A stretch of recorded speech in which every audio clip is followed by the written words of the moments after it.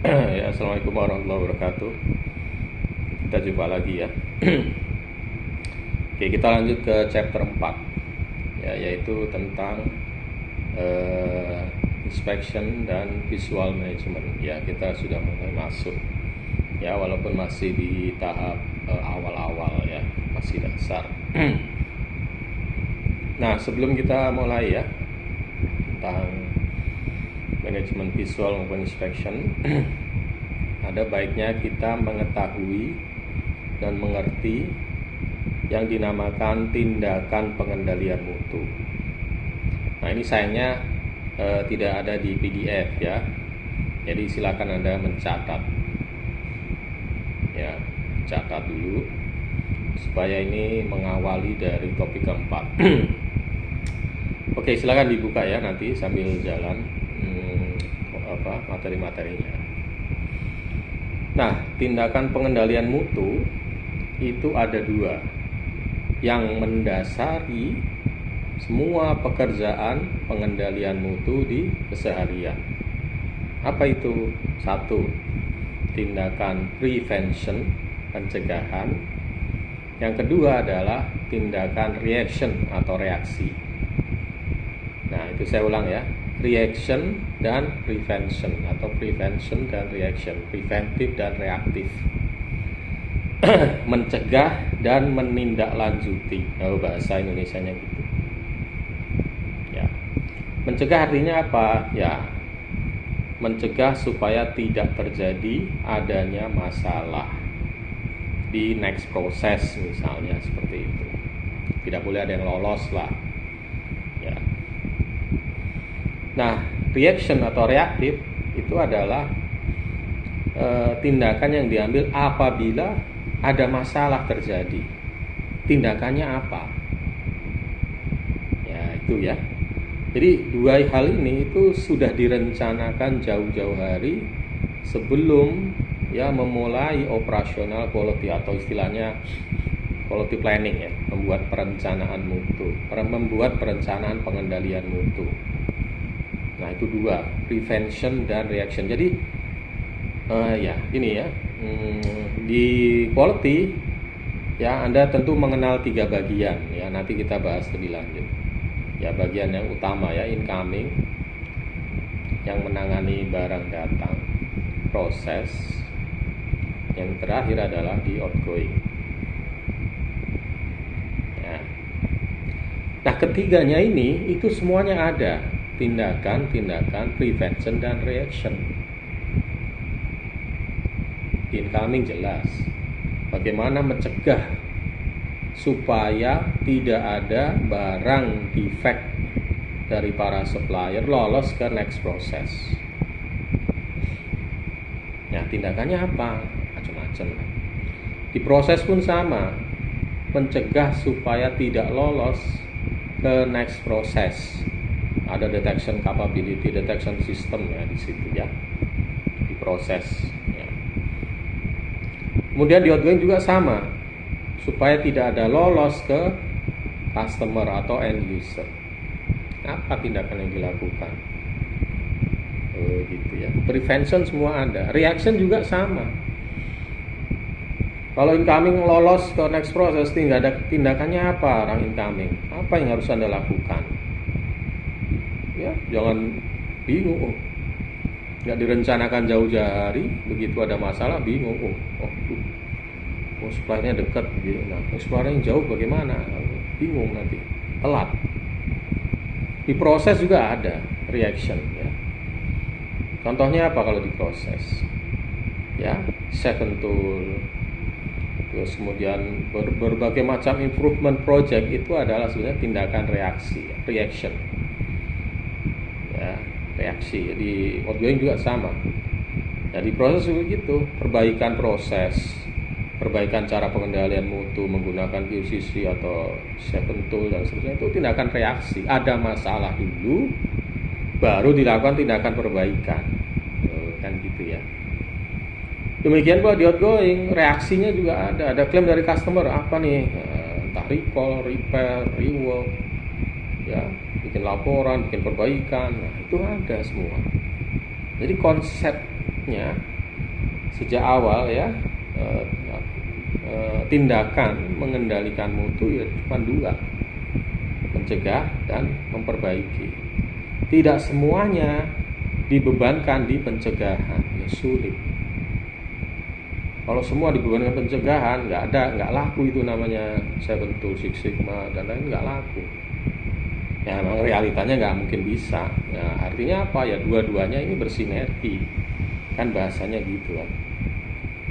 Ya, prevention ada, reaction juga ada. Nah itu loh, jadi memahami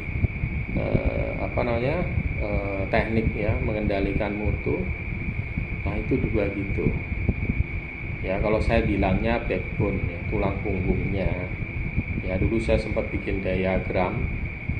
Ya apa sih kalau di incoming itu apa, tindakan pencegahannya dan seterusnya. Ya, nah seperti itu. Nanti kita jabarkan lebih lanjut. Ya seperti apa sih nanti di teknik pengendalian mutu atau inspection. Ya. Nah seperti itu ya. Jadi tolong dipahami dulu seperti itu konsepnya, ya supaya mudah. Oh ini berarti harus ada. Jadi Anda mengendalikan mutu ya, tindakannya dua itu, udah kuncinya dua. Ya, prevention nggak bisa, reaction apa? Prevention lolos, reaksinya apa? Oh gitu ya. Oke, kita lanjut ke next step ya tentang inspection. Nah ya lanjut ya kita ya. Oke, kita masuk ke inspection. Ya, jadi begini, inspection atau pemeriksaan ya bahasa Indonesia, atau inspeksi itu juga ada dua sebetulnya. Inspeksi terhadap proses, inspeksi terhadap produk atau parts, kan gitu kan. Jadi dua ya, kalau tadi di awal tindakan pengendalian mutu itu dua, inspection juga dua. Inspeksi terhadap proses, dan yang kedua adalah inspeksi terhadap produk atau parts. Nah, inspeksi terhadap proses itu bagaimana caranya? Ya, Gemba. Ingat ya prinsip pengendalian mutu pertama gitu. Ya, balik ke prinsip 1, Gemba. Proses knowledge, product knowledge, observasi ke lapangan. Ya. Anda tahu betul proses di lapangan, mengendalikan mutu itu juga mudah. Cepat Anda mengenali adanya ketidaknormalan atau abnormality, baik itu dari prosesnya langsung atau dari data-data yang terkumpul. Proses inspection itu Anda langsung ke lapangan, entah Anda entah member Anda, entah inspektor Anda, lihat langsung ya, supaya mencegah terjadinya kesalahan. Lalu kan gitu kan. Cuman kan tidak bisa mengcover memang. Ya memang tetap aja ada masalah di lapangan kan. Satu turun, besok satu. Ya emang itu semaksimal mungkin ya melakukan namanya inspeksi lapangan.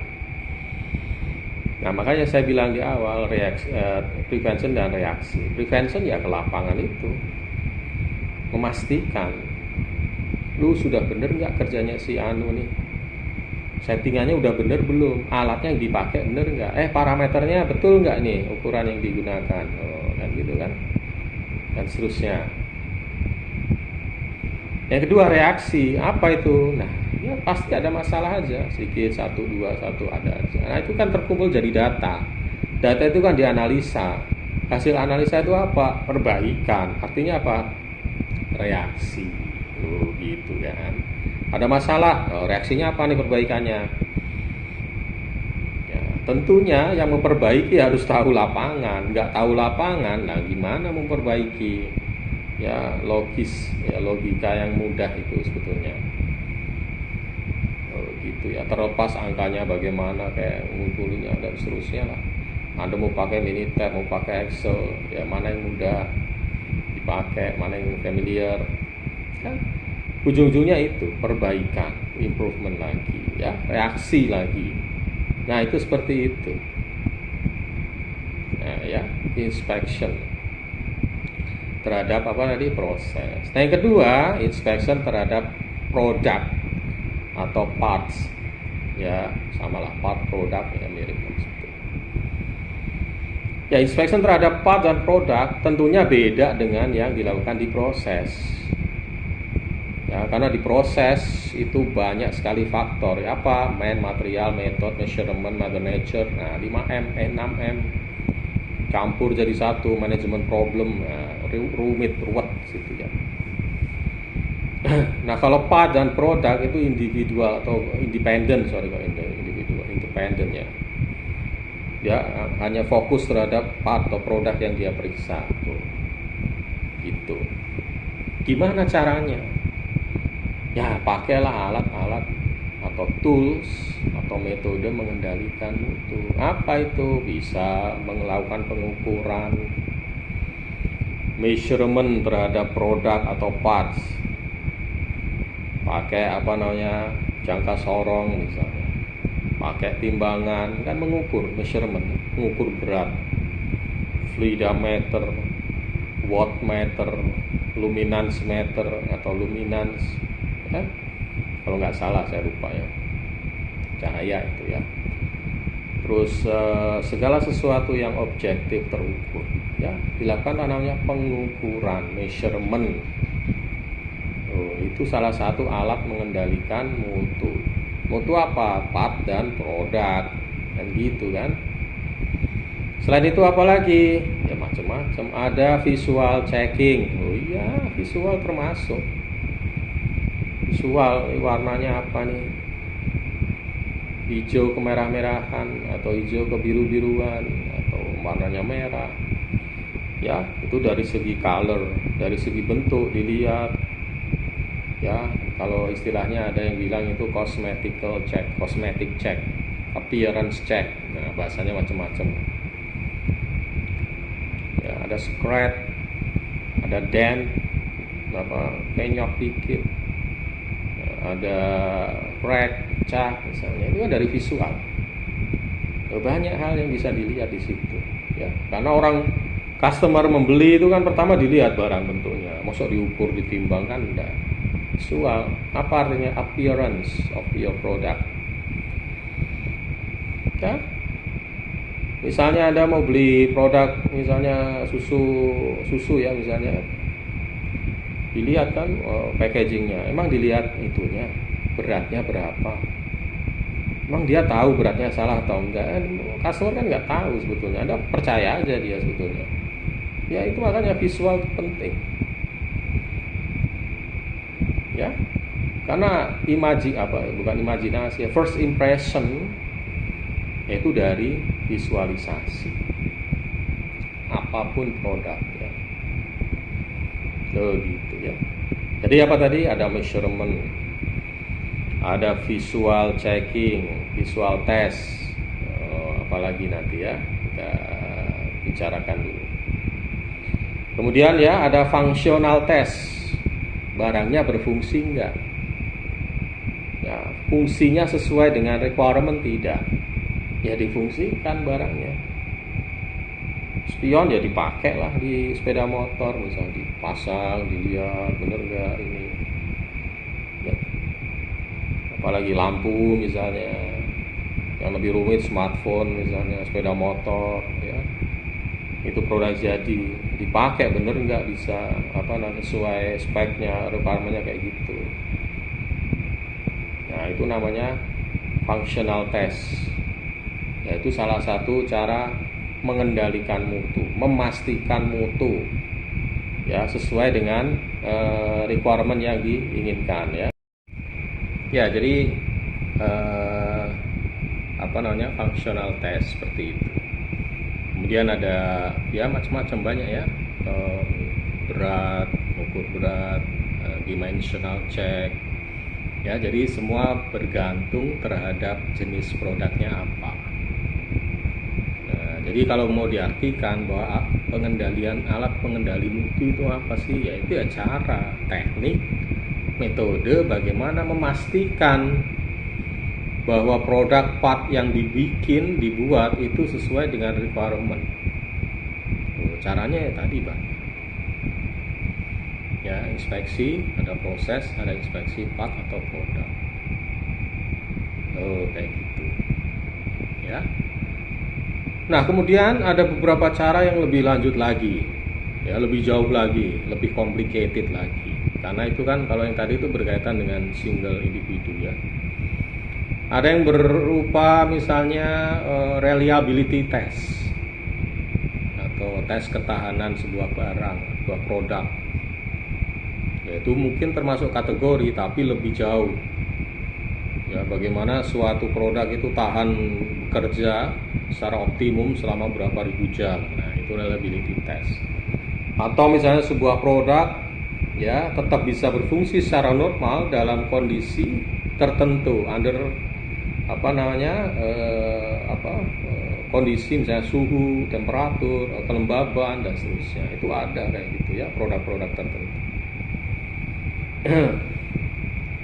Nah, kemudian misalnya ada tes simulasi, simulation test, ya untuk memastikan ya apa yang dilakukan oleh customer itu bisa kita reka ulang, ya supaya tahu nih, ya mencegah supaya ketemu ada masalah di customer. Nah, itu ada simulasi, ya mensimulasikan. Ya, jadi di market, di end user disimulasikan di pabrik, dan itu tentunya tidak mudah. Ya, karena namanya variasi di market itu kan macam-macam. Ya, produk elektrik itu aja udah ribet urusannya ya. Elektrik di Indonesia 220 volt 50-60 Hz. Ya, seperti itu. Realitanya ya Anda bisa ngukur lah di rumah, bener nggak seperti itu? Kadang naik turun.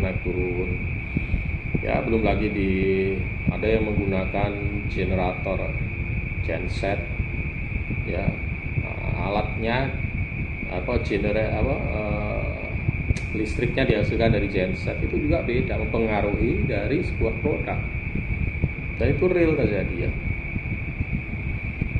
Dan macam-macam sekali lah itunya ya. Belum lagi hubungannya dengan daya listrik, ya itu udah ribet itu. Jadi mensimulasikan itu salah satu cara ya supaya masalah itu bisa ditangkap gitu loh. Ya seperti itu. Oke, kita sambil dibaca ya, dilihat di itu ya. Kemudian ada namanya audit. Nah, jelas. Pak, audit kan fungsinya QA. Nah, saya nggak peduli mau QA mau QC, sama aja kok. Memang betul ada garis batas QA ini ya di industri tertentu, iya, di industri lain belum tentu. Ya, mau QA, mau QC, mau quality engineering yang audit sama aja sebetulnya. Tujuannya kan sama. Jadi nggak perlu dibeda-bedain, nggak ada gunanya ya. Nggak ada value-nya gitu loh. Ya, audit. Ya siapapun bisa, asal bisa memenuhi kriteria jadi auditor kan gitu kan. Ya, audit itu salah satu ya memvalidasi sebuah proses. Bener enggak nih prosesnya? Anda ya yang tentunya bisa menilai dong. Ya kalau nggak bisa, belum prepare ya jangan.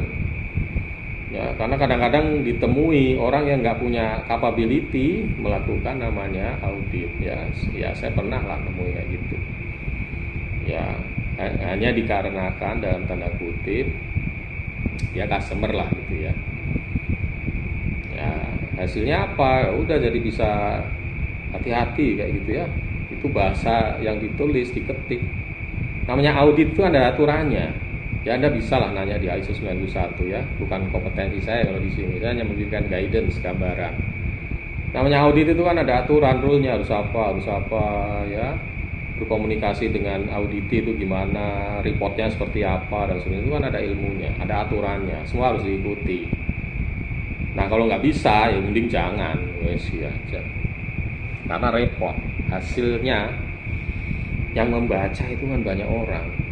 Kalau salah kaprah, semua udah salah paham. Itu ya pernah terjadi ya. Ya, audit, kalibrasi ya pernah saya sebutkan. Itu salah satu alat mengendalikan mutu produk, mutu part itu dipastikan dari pengukuran. Ya, tadi ya ada pengukuran measurement. Nah, memastikan measurement benar ya dari alatnya sudah terkalibrasi. Itu kan gitu urutannya. Ya, itu salah satu kelemahan kan manajemen kalibrasi. Ya sudah saya sampaikan. Ya, pun ada rework. Ya, outgoing lolos, ada rework. Itu alat mengendalikan mutu. Recall, rework, repair sama. Memastikan ya barang atau produk yang tidak sesuai dengan requirement itu direkondisikan lagi supaya memenuhi kriteria itu kan gitu. Caranya apa ya? Rework, ya repair, recall. Recall kan di repair juga. Ya, recall di beberapa industri tertentu ya di disposal, dimusnahkan, tapi recall di beberapa industri yang lain dia diperbaiki, diganti misalnya. Ya, recall untuk di repair, recall untuk di replace. Nah, itu alat-alat mengendalikan mutu. Jadi banyak banget ya alat mengendalikan mutu itu. Nah, balik ya, prinsip, ingat ya, bukan prinsip ya, tekniknya dua, prevention dan reaksi. Ya itu dua ini. Nah, gitu, mau dimanapun Anda, mau jenis bisnis industri pun apapun Anda, itu ya ingat dua itu. Ya, oke, kita lanjut ya. Kemudian ada namanya quality agreement. Oh, itu apalagi penting. Sering dilupakan, apalagi kalau Anda di level teknis, level operasional. Karena namanya quality agreement itu biasanya di level manajerial. Kalau manajernya nggak paham, pusing, nggak ngerti, Anda yang cilaka. Itu real ya. Quality agreement itu kan untuk memprotek. Orang namanya jual beli, itu kan ada namanya garansi atau apa kayak namanya. Ya itu sama. Orang beli material, beli parts dari supplier pun harus ada quality agreement. Perjanjian mutunya bagaimana. Nah, nanti kita bahas lebih mendalam ya, namanya di uncontrollable process. Ya, salah satu alat untuk mengendalikan mutu di proses yang tidak bisa dikendalikan, ya uncontrollable kan tidak bisa dikendalikan, itu pakai quality agreement. Bagaimana caranya ya? Nanti bikin pasal-pasal di situ. Oh ini klausul ini itu, ya. Nah nanti kita bahas lebih mendalam di uncontrollable process. Nah kemudian ada CSL, control shipping level. Nah mungkin Anda baru dengar apaan itu yang biasa. Ada third party, pihak ketiga, itu juga nanti di uncontrollable ya. Ada audit, ada apa tadi, quality agreement, CSL, dan third party itu nanti di uncontrollable process. Ya, itu penting loh. Jangan salah, mau Anda bertindak sebagai suppliernya atau Anda bertindak sebagai customernya. Itu teknik-teknik yang jarang atau tidak pernah dikenalkan di dunia di dunia pengajaran quality. Jangankan di non formal, di formal apalagi ya nggak mungkin Anda nemu. CSL opo. Padahal itu luar biasa manfaatnya ya. jadi gini ya. Dunia industri kan berubah. Orang pasti ngomong lah. Industri 3.0 sekarang 4.0, ya udah tahu berubah. Masa teknik pengendalian mutu dari dulu itu aja kan? Enggak, ikut berubah dong. Ya kan? Masuk akal loh kayak gitu kan. Masa dari dulu samplingnya EQL melulu. Ya emang betul, proven, dia terbukti. Ya. EQL ya, sampling inspection ya. Saya sampai lupa tadi ngomongin materi EQL. Betul, tapi kondisi sourcing material kan berubah. Tidak seperti dulu. Ya, kita harus paham. Bukan berarti sekarang udah nggak ini lagi, enggak. Anda harus tahu, harus menilai gitu loh ya, harus kenal prosesnya seperti apa loh kan gitu ya. Nah kita balik lagi ya, jadi alat mengendalikan mutu seperti itu ya. Saya lihat di mana di slide PDF ya. Nah saya lupa tadi ya, ada sampling ya. What is the sampling ya? Sampling itu ya untuk memastikan sebuah lot produksi. Saya tidak berbicara panjang lebar tentang EQL itu bagaimana caranya, ngambilnya berapa. Anda cari di YouTube tuh banyak. Saya tidak mengulang, Anda silahkan cari. Dan itu Anda harus tahu sebagai sebagai orang quality engineer ya, itu harus tahu. Ya, metode EQL itu gimana sih cara ngambilnya? Misalnya outputnya 50, kemudian single sampling itu apa ininya berapa? Silahkan Anda cari. Yang saya titik beratkan di sini itu adalah bahwa namanya sampling itu harus lihat di mana. Di mana dulu nih samplingnya, di incoming atau di proses atau di outgoing atau di mana nih? Karena jelas berbeda loh ya. Di incoming Anda akan melakukan namanya sampling terhadap barang yang Anda terima dari supplier. Padahal di supplier Anda tidak tahu prosesnya. Ingat, uncontrollable proses. Prosesnya Anda tidak kenal, tidak ketahui. Bagaimana Anda bisa mendesain sebuah sampling method?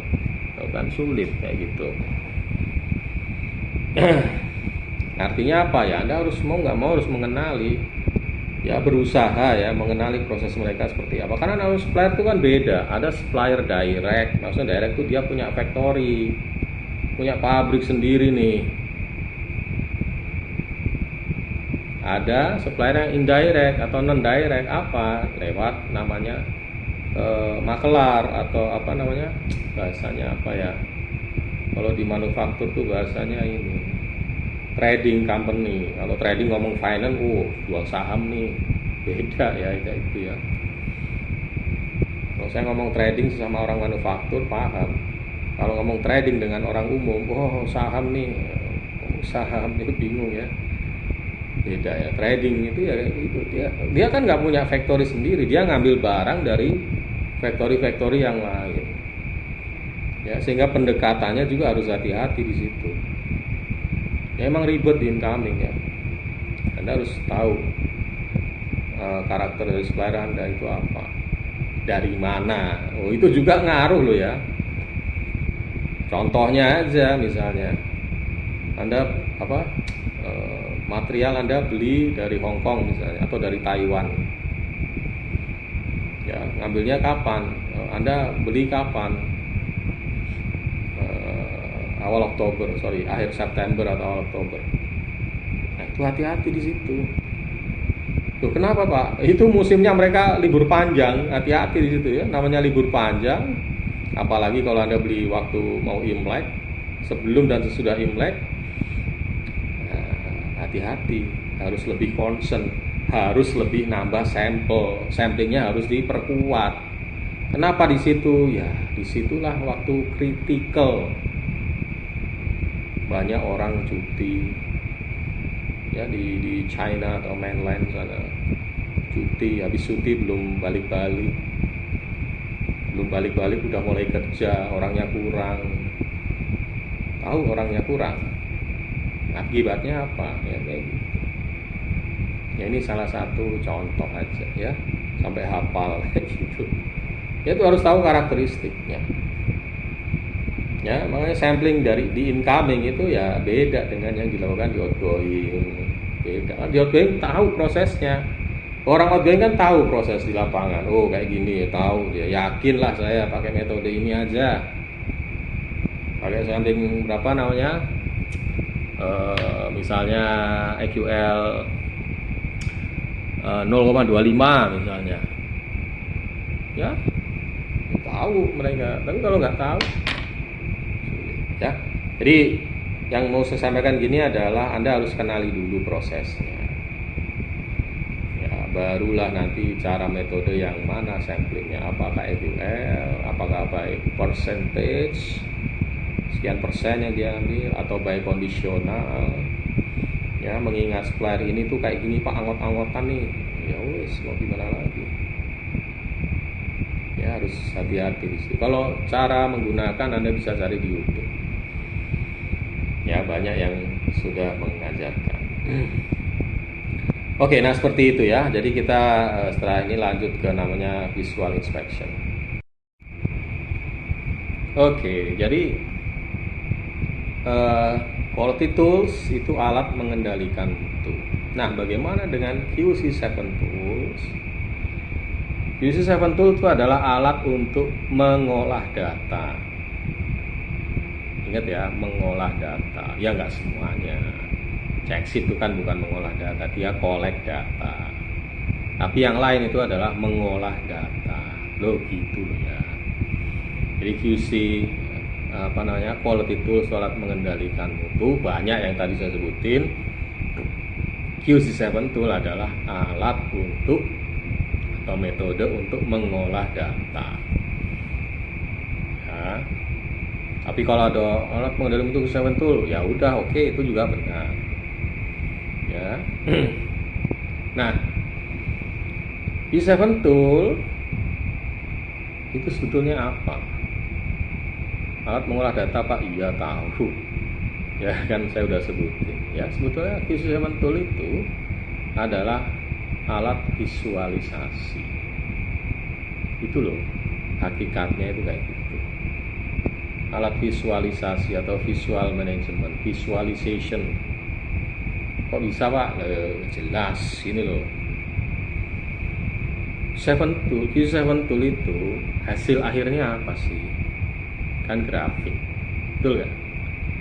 Mau scatter, mau histogram, mau control chart, ya, mau Pareto, ya ujungnya diagram. Diagram itu didapat dari mana? Dari angka-angka yang diolah. Angka itu dari mana? Dari data yang dikolek. Dikolek dari mana? Dari proses. Proses itu kenapa dikolek? Karena proses itu ada masalah. Loh kan gitu urut-urutannya. Atau kalau ditarik balik, ada problem di mana? Di proses. Problem di proses diapain? Dikolek. Dikolek supaya jadi apa? Data yang terstruktur. Data itu apa sih isinya? Angka Pak. Angka diolah menjadi sebuah grafik menggunakan apa? Excel atau Minitab. Kenapa harus diolah menjadi gambar? Nah, pertanyaan gitu kan? Ya. Supaya orang itu mudah memahami permasalahan di lapangan tadi. Bayangkan Anda dibandingin nih ya, data yang ribuan atau jangan ribuan lah, ratusan, angka ratusan ya. Yang sini adalah grafik Pareto. Mana yang mudah dibaca? Ya jelas di Pareto, jelas lah mudah. Nah itu bahasa mudah. Nah itu supaya orang lain, ya dalam tanda kutip stakeholder yang terkait itu mudah memahami. Iya nih loh kondisi sekarang tuh kayak gini. Jadi apa? Yaitu visual itu adalah bahasa komunikasi termudah yang bisa dipahami oleh semua orang. Anda ngajarin Pareto ke orang yang baru 1 hari kerja, itu selamanya dia akan ingat. Belum gitu kan gampang. Ya, dari orang yang baru 1 hari kerja ke level manager, ke direktur, semua bisa tahu. Oh, iya ngerti. Orang quality itu tidak perlu menjelaskan panjang lebar, ini loh permasalahan ini, ya ini berapa persen ini. Ngapain capek-capek? Anda cukup display. Ya, displaying apa? Q7 tool tadi. Semua orang tahu. Loh, itu loh. Hakikatnya kan di situ, visual management. Ya, makanya visual management itu penting. Dan itu tidak disadari. Jadi kalau Anda belajar Q7 tool, ya, belajar Q7 tool nanti ya setelah beberapa materi ya, mengolah data, oke lah ya Anda bisa belajar. Tapi yang salah, ada beberapa yang penting yang terlupakan, itu adalah data itu dari mana. Ya Anda bener nggak yakin datanya itu bener? Jadi penting itu di sini datanya, di sini mengolahnya menjadi grafik. Kemudian di sini digunakan di mana, kapan, bagaimana. Anda diajarin harusnya di situ. Memang setelah jadi grafik Anda telan sendiri, Anda keep sendiri, simpan sendiri. Kan tidak seperti itu. Anda harus mengkomunikasikan hasil ini ke orang lain. Gimana caranya? Kan gitu kan? Ya Anda belajarlah Q7 tool. Anda tanyalah di situ, gimana nih Pak cara mengkomunikasikan ke ininya, ya. Jadi kalau saya menggarisbawahi situ, di sini dan di sini. Kenapa? Ya, satu, data itu penting, memastikan kebenarannya, ya. Karena dulu guru saya bilang garbage in, garbage out, ya. Datanya salah, outputnya salah. Ya, seperti itu. Ya, hati-hati di situ. Yang kemudian hasilnya diapain nih? Masa udah selesai? Oh iya, udah jadi grafik, udah ini selesai. Kok enak? Enggak, itu baru permulaan Anda. Nah, setelah itu diapain nih caranya? Memasyarakatkan data yang Anda bikin itu gimana? Mengkomunikasikannya bagaimana? Nah, itulah salah satu tindakan penting yang tidak diajarkan. Anda harus tanya, ya.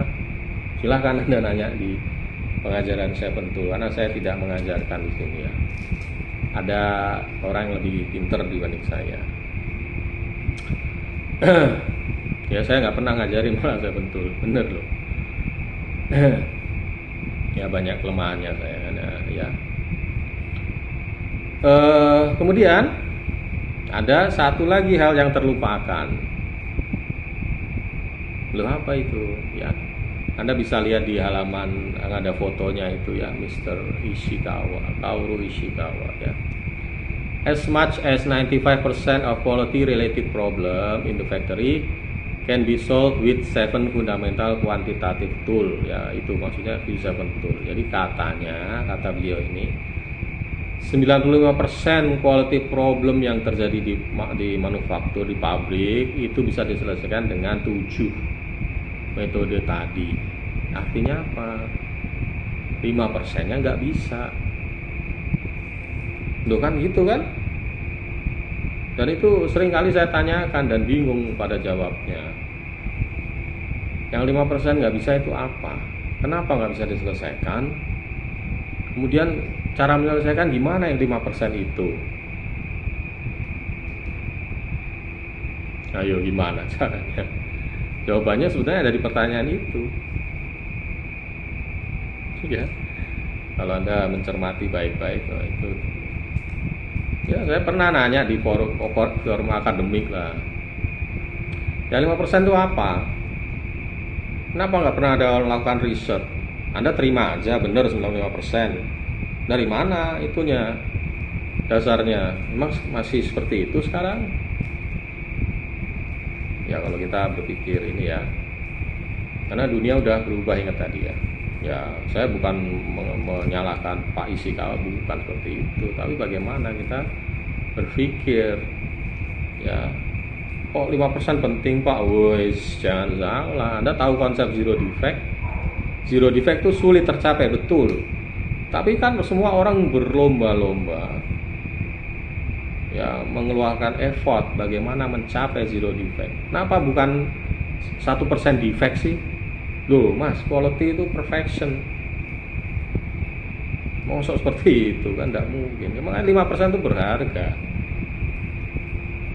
Nah, itu apa? Kalau Anda bisa jawab, silakan tulis, ya. Di mana? Di kolom komentar, ya, karena selama ini belum pernah ada yang bisa jawab. Nah, seperti itu, ya. Kalau Anda belum pernah belajar Seventool, ya ini saatnya Anda bisa bertanya, itu 5% apa itu? Yang ini penting, ya, itu, ya. Oke, kita masuk, ya, ke visual management, ya. Nah, tadi sebenarnya Seventool udah masuk sedikit, ya, visual management, ya. Kenapa penting? Ya, karena ingat, ya, visual management itu bahasa komunikasi paling mudah dilakukan di lapangan. Ya, Anda belajar visual management itu sebaiknya diawali belajar 5S. Ingat, ya, basic quality control itu adalah 5S. Basic orang kerja atau belajar tentang warehouse itu 5S. Basic orang mau belajar lean manufacturing itu 5S.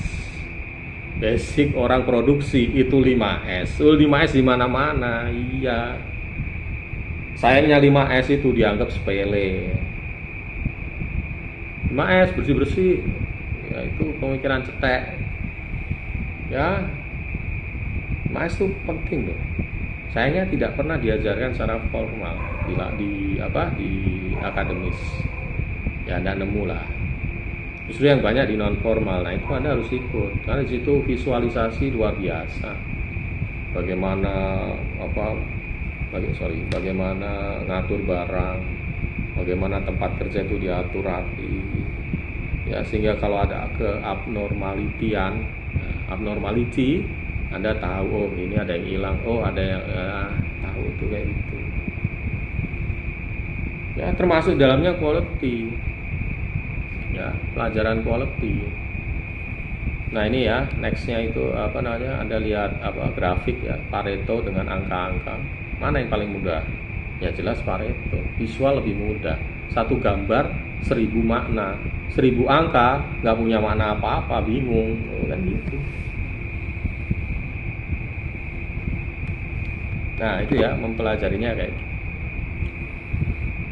Nah, quality ya, sebuah proses, sebuah part, sebuah produk ya itu dikendalikan, kalau di lapangan dikendalikan dengan namanya label, penandaan, labeling, indication atau indikator atau indikasi ya, marking ya. Jadi bahasa komunikasi itu menggunakan seperti itu. Ada tempat ya di garis warna merah, itu artinya apa sih? Ada sebuah palet box dikasih warna hijau, itu apa ya. Kemudian misalnya SOP atau working instruction, kenapa harus bergambar banyak kayak gini? Itu tujuannya satu, visualisasi. Orang tahu, oh kalau hijau itu berarti oke, bagus, pas. Pokoknya konotasinya positif. Merah sebaliknya, reject, NG, barang tidak oke, scrap atau apa, nah, konotasinya negatif. Jadi warna, nah itu berpengaruh. Ya, nanti suatu saat Anda membuat perbaikan, itu seperti itu, before dan after. Dulu sebelum ini ya, kita labelnya menggunakan warna putih. Setelah perbaikan kita pakai warna abu-abu misalnya. Orang tahu, oh karena abu-abu udah oke. Tanpa harus bertanya lagi ini lama atau baru ya, before atau after improvement ya. Ini kan gitu. Ya. Itu dari warna, belum lagi dari bentuk tulisan. Kadang-kadang orang, ya saya juga nggak tahu ya, irit gitu. Ya, pakai huruf Pak udah besar. Pakai font 12 kalau di laptop itu besar, tapi kalau ada di lapangan itu kecil. Ya, jangan menggunakan ukuran sendiri. 12 bagi anak muda umur 20, 25, 30 baca font 12 itu gampang. Tapi kalau orang lapangan udah berumur 40, 45, apa ini nggak jelas. Ya, kalau Anda masih muda nggak ngerasain. Kalau udah mulai ini tahu, oh iya, kenapa sih nggak dibikin gede? Rugi apa sih gitu?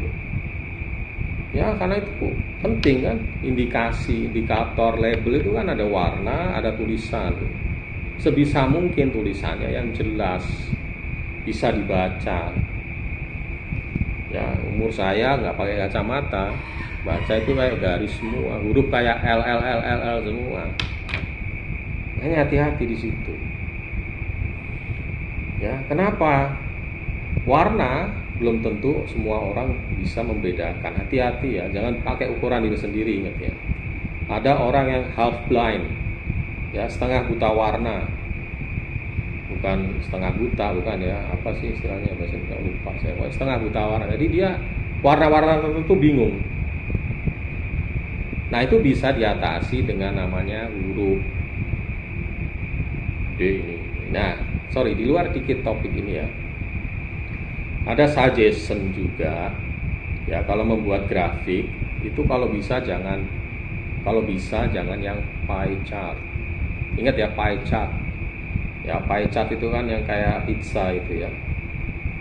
Kenapa seperti itu? Karena sulit membedakan porsi proporsionalnya, itu sulit ya. Kalau cuma dua atau tiga parameter, atau yang diukur 3 itu kelihatan, dibagi 3 kelihatan. Tapi kalau misalnya 100, atau misalnya jangan 500 lah, 50 ukuran, 50 parameter, sulit banget. Apalagi kalau udah difotokopi itu pie chart, nggak kelihatan yang 1% mana, yang 1,5% mana ya. Sehingga banyak yang menganjurkan loh, bukan melarang ya, sebaiknya jangan pakai pie chart, pakailah histogram, diagram batang. Jadi tinggi rendah itu lebih enak dibanding kayak pie chart kayak gitu ya. Ya itu ada itu kayak gituan ya. Jadi hati-hati, kalau hanya 3-4 faktor oke kelihatan, tapi kalau udah puluhan bisa pakai diagram batang lebih enak. Nah, itu kayak gitu juga, visual juga kayak gitu loh, itu ngaruh loh ya kayak gitu ya. Nah itu itulah seninya di dunia manufaktur, seninya di dunia quality kayak gitu ya. Jadi ingat ya, visualisasi itu penting ya. Anda bikin SOP, perbanyaklah gambar, jangan irit-irit, jangan bermain kata-kata di situ, pusing. Anda silakan lihat di itu kan ada ya, itu pakai gambar lebih enak ya. Metode bikin working instruction pakai gambar lebih enak. Anda bikin parameter di mesin, udah pakai fotonya, gambar, itu lebih enak dibanding ditulis maksimum minimum adalah 0, sekian 000 sekian ini ya. Itu bisa tapi tidak efektif. Lebih enak gambar loh gitu. Jadi nantinya kenapa saya harus ngomong visual, suatu saat nanti ada ketemu masalah, memperbaiki masalah, ingatlah manajemen visual ini luar biasa membantu loh gitu. Ceritanya begitu ya. Oke ya, mungkin penjelasan saya sampai di sini ya. Jadi saya harapkan bahwa setelah mengikuti ini Anda lebih terbuka lagi ya tentang namanya tindakan mengendalikan mutu. 2, ingat ya, prevention, reaction. Alat pengendali mutu itu apa? Banyak banget tadi ya, saya jelasin satu-satu. QC7 tool itu hakikatnya apa, kemudian apa lagi, visual management kenapa penting. Nah, dari mana Anda belajar visual management ya? Jelas training. Tapi kalau Anda belum lulus, belum internship atau magang ya, saya harapkan maganglah di perusahaan yang menerapkan 5S.